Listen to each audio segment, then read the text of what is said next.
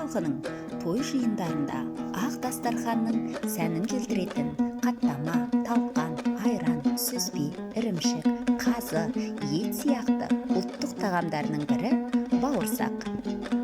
Бауырсақ бидай ұнынан жасалатын ең көп тараған ұлттық тағамдардың бірі. Бауырсақтың түрлері өте көп. Оны ашытып та, ашытпай да көлемін әр түрлі етіп пісіре береді және әр аспаздың өз құпиясы бар.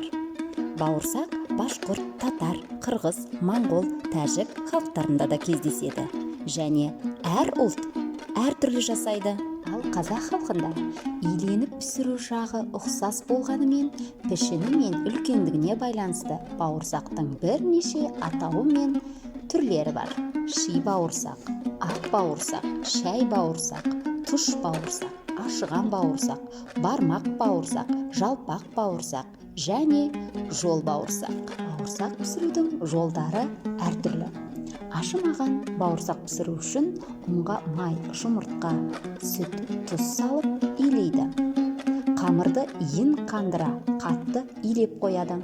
Содан кейін қамырды жайып, кескеннен соң қазанға май құйып, әбден қыздырып алған соң бауырсақ майдың мөлшеріне қарай салынады. Бауырсақты үнемі араластырып тұрса, бір келкі болып піседі. От қатты жанса, бауырсақтың іші шикі болады, немесе күйіп кетеді. Сол үшін отты баяулатып пісіру керек. Қызыл күрең болып піскен бауырсақ сәнді де дәмді болады. Әр үйдің дастарханы тек жақсылыққа жайылсын.